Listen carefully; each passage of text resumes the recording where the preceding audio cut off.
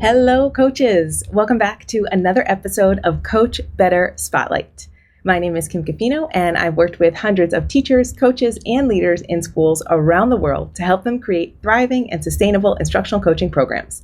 And I'm on a mission to help you coach better. Wherever you are in your coaching journey, come learn with us in one of our courses for instructional coaches or our private mentoring packages. Join our global Coach Better community and find all of our resources for instructional coaches on our website at coachbetter.tv. If you have a question you'd like to hear us answer or a topic you'd like us to discuss, please drop us a line on our website at coachbetter.tv/ask. Join our Coach Better Facebook group or find us on social media at Eduro Learning and send me a DM. Don't forget to subscribe to the channel to catch all of our latest episodes here on YouTube. Today, I'm chatting with Leslie Tait, head of school at Lincoln Community School in Ghana.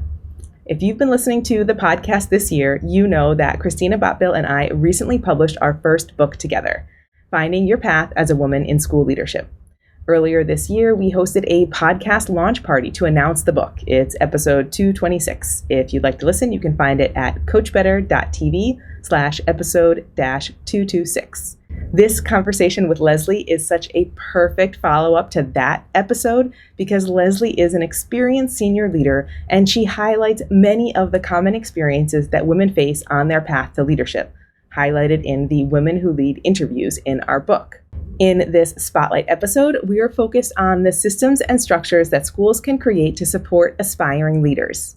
In the full-length episode, we also talk about Leslie's path to leadership, how and why the path to leadership is often different for women than for men, what schools can do to recognize aspiring and growing leaders, and how they can use coaching to support the development of more women leaders in their school community. This episode is a perfect blend of coaching and leadership.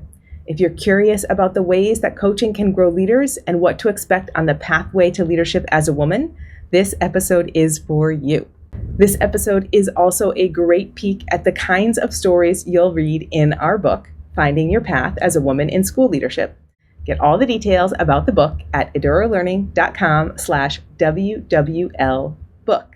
Knowing that mentorship was a key, pivotal point for you, knowing how much you believe in coaching, how much you believe in supporting aspiring leaders, thinking about, so this is a very specific question, let's see where we go with it, but thinking about schools and their systemic structures they have in place, we know you have a very unique situation in that you have almost an entirely female leadership team. Is that right?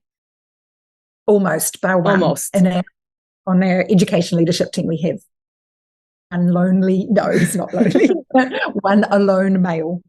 And that's really unique, right? Because even with our maybe changing perceptions that we think we see more women in leadership, actually the data says that, especially in international schools, the number's pretty consistent. It's between 28 and 33%. It's been that way for the last 20 years. It doesn't seem to be changing that much. So I'm wondering, when we think about schools as institutions, as systems, what can we do to recognize and support those aspiring and growing leaders, women leaders who are in our institutions? What structures might we consider putting in place? Have you done anything in your specific, is that why you have such a strong leadership team full of women? Or do you have ideas about what schools can do in that context? Such great questions, Kim. So I need to say first up that our all-female by one leadership team was not by design. Now, no one set out and said, okay, we're going to have this. It's grown and developed over time with recruiting and different people being appointed to different positions. And it is, we did get some feedback from our staff last year, we do staff climate surveys, etc. That is it a good thing for the school leadership team to be all female? So it was a good question to ask, and I hope that would be asked of the reverse if it was an all female, if it was an all male leadership team as well. I think it would be, but setting up systems and structures that actually will support aspiring leaders or just people who want to grow in any way, shape or form. I think that's about the school culture first up, and to make sure that, we talk about when we learn, we grow. It's part of the school's mission. There's 3 things in the mission, but that's one of them. And when we say when we learn, we grow, we consider ourselves as well. It's not just about the students, and it's about our families as well. It's everybody is a learner and everybody growing. So setting goals for each person, each person having their own goals. We encourage our middle leaders in particular to have a leadership goal, a personal professional leadership goal every year, as well as their teaching goals, because they're usually teaching in the classroom at the same time. And obviously, if you're a school leader in its entirety, then your goals are really about how you're influencing others. So that whole goal setting and development side, I think, is really important. We are a smaller international school, so we don't have instructional coaches. I wish we did, because I actually do believe in that whole culture of how can we as an organization support each other to grow. And I think I'm repeating myself a little bit, but I know that instructional coaching would actually change that, because it would be dedicating time and structure to what we believe in. At the moment, we have a lot of informal coaching structures going on, people meeting with each other. I know our school principals are meeting with their middle leaders, some of them on a weekly basis, just talking about leadership, about how can you make the change with your team that we want, that will align to the school's mission, vision, and values. So all of that is really important. I like to mentor people, women in particular, myself. So I have some women outside of this school. And I was just thinking about this morning. I thought, gosh, am I making myself available inside the school to be having those sort of conversations as well that I'm having with others? So, and that sort of help with, okay, you're ready to take on this next challenge. How do you go about it? How do you position yourself so you're going to be a great applicant for your next job? And those sort of types of things I would really like to see in the school. I think understanding what is it about school culture then that encourages this sense of, I'm not going to do my job the same way I've done it for 20 years. And, there's that saying, like the teacher or the person who does their job for the first year and then they repeat it 20 times. That's not us.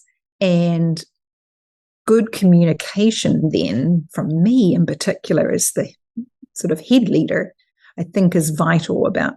And sometimes I think we don't talk about it enough. We don't articulate that vision that we have for everyone's growth.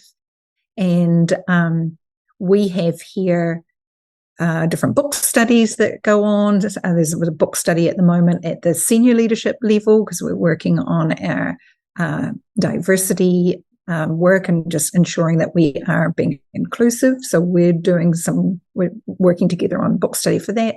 And then we've got another book study going on at the middle leadership level, which is really about leading within a professional learning community. So those book studies bring people together to have conversations about, I'm doing this really well.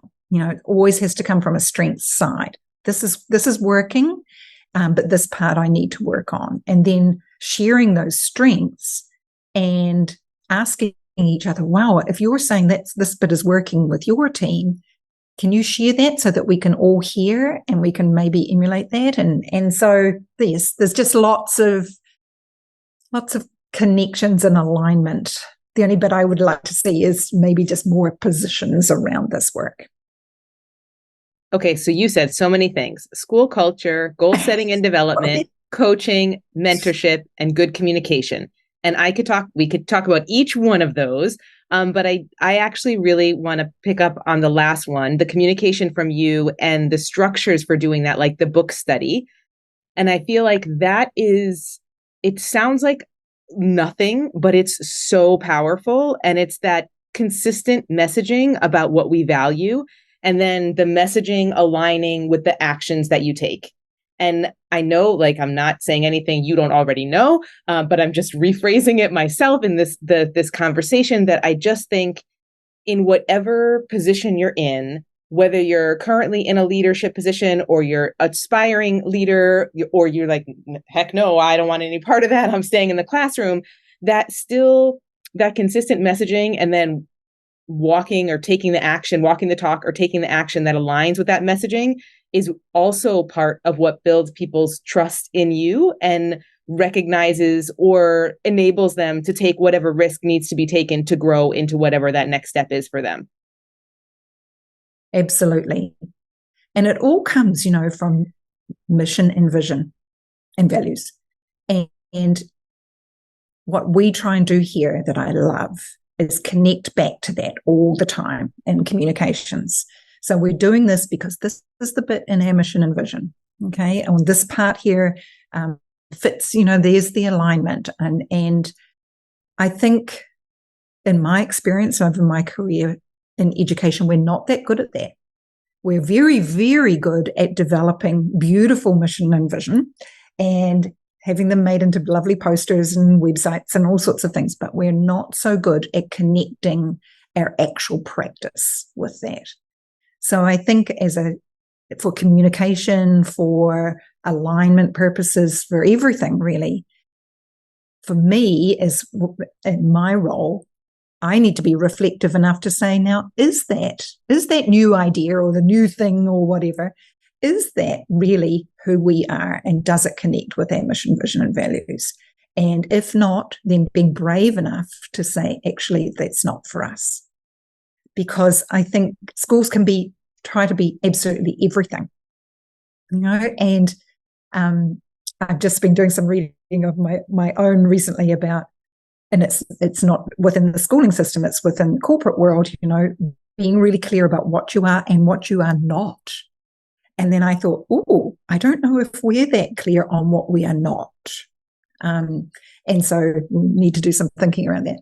Anyway, all of this means that, as you say, Kim, like building trust, because every time that teacher or that support staff person or whatever hears me or the school principals or anybody actually saying we're doing this because, then they go, okay, got it, understand it, and they understand the priorities and the importance. And so that sense of trust and buy-in tends to happen in an easier way. There's always going to be some people that go, no, I'm not buying it, whatever. And then that's okay, because then maybe this isn't the institution for them. So, yeah. I don't know if I answered your question. I think I diverged a little bit, but no, you totally did. You took it, you continued it on. No, totally did. And there's a lot here for people to pick up on and consider what this looks like in their own school setting. I'm sorry, I'm talking about the book so much, but this conversation connects to it. One of the things in our book is that we have an take action section at the end of each chapter. And there's a take action for individuals. There's a take action for existing school leaders. And then there's a take action for schools or organizations. And I feel like everything you just said, I'm not sure if it's written exactly like this, but is featured in that for schools and organizations section, because this is partly how we change some of those systems of inequity that are built into almost every institution, not because we tried to do it, but, we're living in the patriarchy the same as everybody else. And our systems are set up that way, the same as every other organization. So I appreciate the way you've articulated this so that people listening to the podcast who might be curious about how can our institution empower aspiring leaders, and in particular, aspiring non-traditional leaders, let's use that as a general term.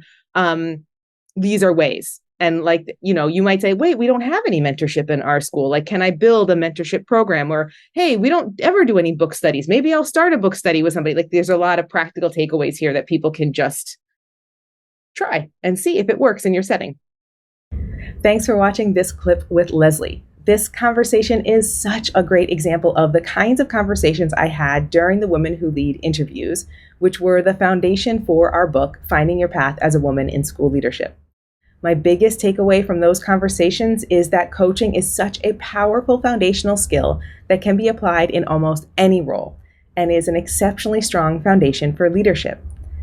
If what Leslie said in this episode resonated with you, please read the book. It's almost summer holidays. This is the perfect time to dig into these amazing stories. And it's also a beautiful paperback copy to read while you are relaxing this summer.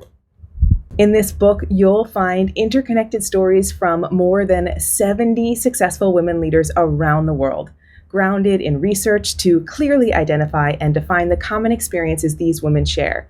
Plus, each chapter includes an opportunity for you to take action as a growing leader, an established leader, or at the organizational level. This book is for anyone aspiring to leadership or supporting growing leaders. Find all the details on how to get the book at eduralearning.com/WWL book. And if you'd prefer to focus on instructional coaching, which is the main focus of this podcast, we have programs to support you in every stage of your journey, from new and aspiring coaches moving from the classroom to a coaching role, to current coaches ready to be more intentional and strategic in their practice, to established coaches ready to lead. Get started by trying one of our free workshops, perfect for the summer, where you'll be able to dig deeper into coaching at all of those different levels and get a peek at all of our courses for coaches. You can find them all on our Coach Better website at coachbetter.tv/workshops. Wherever you are in your coaching journey, we can support you.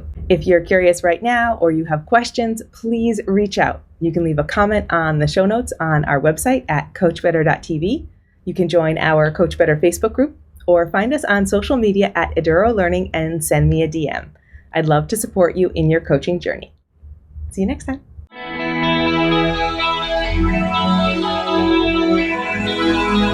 Thank you.